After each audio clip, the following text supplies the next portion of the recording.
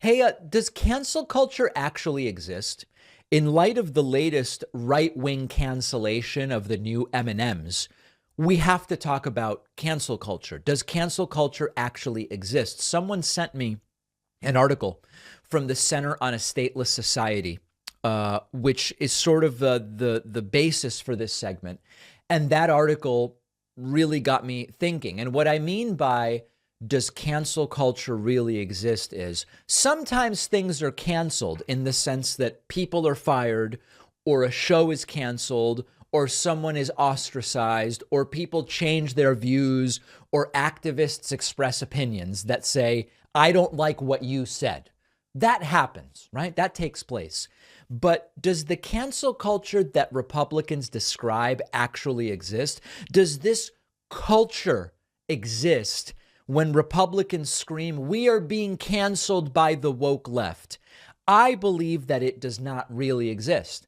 Often what is happening is that someone's words or actions are having consequences as those words and actions are being evaluated in the free market of ideas, which Republicans claim to support. Oftentimes, the canceled still have a bully pulpit, plenty of access to corporate media, social media, and other platforms to spread their views. Sometimes they're, quote, canceled in the sense that they lose when they're entertainers. They lose one opportunity, but then they come back and they get another opportunity. And sometimes it takes a little while.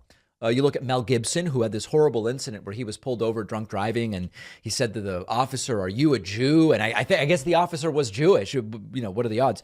And then he, made all sorts of other horrible statements. And there was a period during which Mel Gibson wasn't doing much work in Hollywood, but then he's back. Then he started getting work again. And so is that really a cancellation? There was a period during which his statements and actions impacted his career.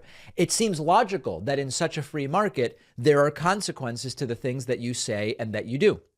And so often, and this is really what I believe is at the crux of this meme of cancel culture that the right likes to talk about, often those who are accused of doing the canceling are people from groups that only more recently are getting a louder voice. They are from previously marginalized groups.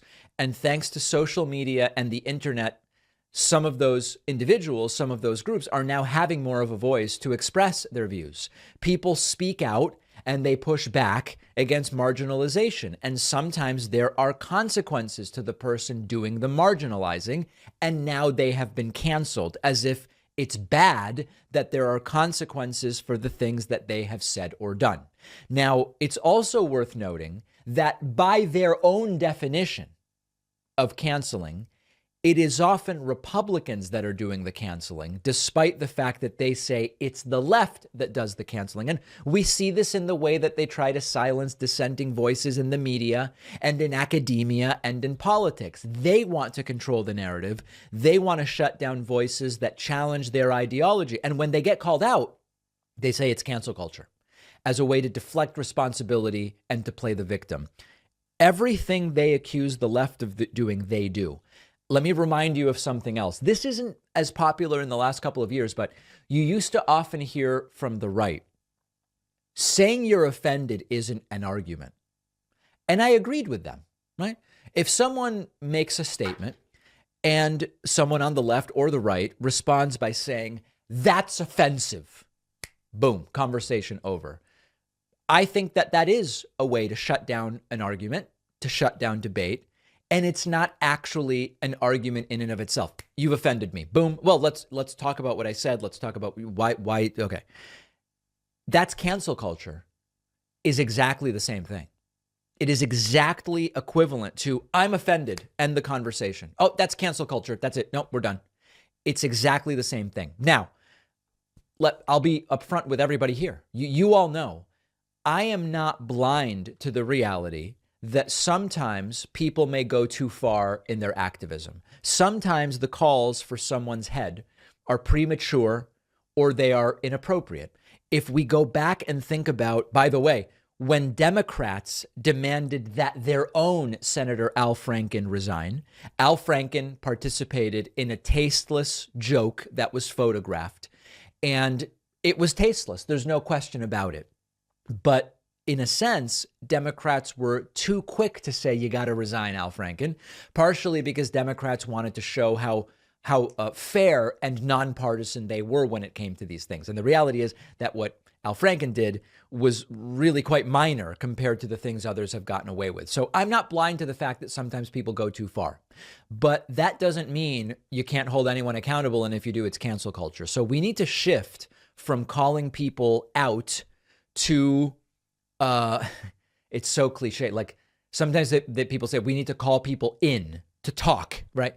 This is all the reality of there are now many more platforms on which people can speak, and there are many more platforms on which people can respond to speech.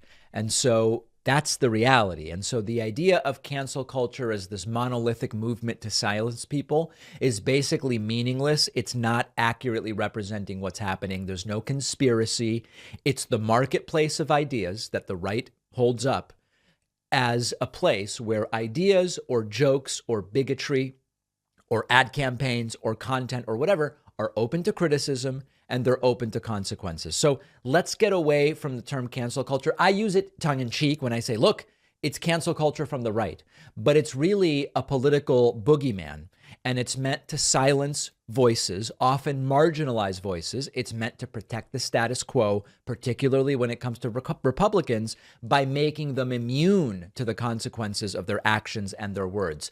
Don't fall for it. Let's actually push back against the concept of cancel culture.